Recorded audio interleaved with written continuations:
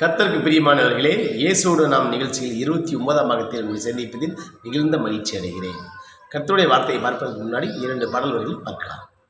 உனக்கு ஒருவர் இருக்கிறார், உன்னை விசாரிக்க துடிக்கிறார், உன்னையும் என்னையும் இயேசு நேசிக்கிறார், நம்மை உள்ளங்கைகளில் வரைந்திருக்கிறார்.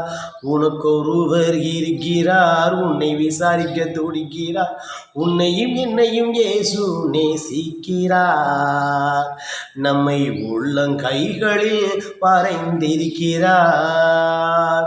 ஆமேன். கர்த்தருக்கு பிரியமானவர்களே, நம்ம அனைவரும் இயேசப்பா கைகளில் வரைந்திருக்கிறார். அதாவது இயேசப்பா நம்ம என்ன செஞ்சிட்ருக்கோம், இப்போ என்ன பண்ணிகிட்ருக்கோம், எந்த வழியாக போயிட்டுருக்கோம், என்ன பேசிகிட்டு இருக்கோங்கிறத முதல் கொண்டு இயேசப்பா நம்ம வாட்ச் பண்ணி பார்த்துட்டே இருக்காரு. கர்த்தருடைய பிரியமான பிள்ளைகளே, கர்த்தருக்கு பிரியமான காரியங்களை செய்வீர்கள் என்று கர்த்தர் உங்களுக்கு கண்ணோக்கி பார்த்து கொண்டிருக்கிறார். அதனால் கவனமாக நீ செயல்படுங்க.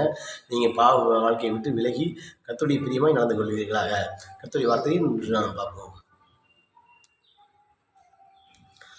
யோவான் 14ஆம் அதிகாரம் 14ஆம் வசனம். கர்த்தர் அருமையான வார்த்தை கொடுத்திருக்கிறாரு. என் நாமத்தினாலே நீங்கள் எதை கேட்டாலும் அதை நான் செய்வேன்.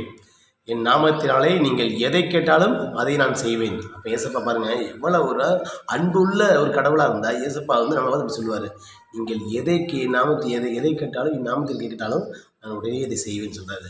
எப்போ நீ ஒரு மனிதர்கள் இருக்கட்டும், நீ சொன்ன உடனே செய்வாங்களா? கட்டாயம் செய்ய மாட்டாங்க. ஏன்னா கர்த்தருடைய பிரியமான பிள்ளைகள் ஏசப்படைகள் உடனே செய்வார். ஆனால் புரஜாதிகளோ மற்ற மனிதர்களோ உதவி செய்ய சொல்லுவாங்க, ஆனால் கடைசி கை விட்டுருவாங்க. ஒரு மனுஷன் நம்பிட்டு இருக்கீங்க, என் நண்பன் கொண்டு வருவான், என் ஃப்ரெண்டு கொண்டு வருவான், சொந்தக்காரன் கொண்டு வருவான், பக்கத்து வீட்டுக்காரன் கொண்டு வருவான் அப்படின்னு எதிர்பார்ப்போடு இருப்பீங்க. கடைசி கை விட்டுருவான். நண்பா இந்த மனுஷன் தப்பாடுத்துக்காதீங்க, நான் கேட்ட பக்கம் ரெடியாக நன்றுவான். அப்புறம் அதே சமயத்தில் பக்கத்தில் இருக்காங்க, நான் எவ்வளோ முயற்சி பார்த்து என்னால் முடியலன்றுவாங்க. ஆனால் யார் கைவிட்டாலும் சரி, ஏசப்பா உங்களை கைவிட மாட்டார். கர்த்தர் எதுக்க பிடிச்சிங்க, கர்த்தர் உங்களுடைய வாழ்க்கையை ஆசீர்வாதமாக மாற்றுவார். நீங்கள் ஏசப்பாட்டு கேளுங்க. எதை காட்டணும் இயேசுவின் நாமத்தில் கேட்கும்போது அது கர்த்தர் உங்களுக்கு வளர்ச்சி பாதையில் கொண்டு போவார். கர்த்தர் ஜெயமாக கொண்டு போவாருங்கிற எந்த ஒரு சந்தேகமும் இல்லை. கர்த்தருக்கு ஸ்தோத்திரம். மகிமையுண்டாவதாக. ஆமென்.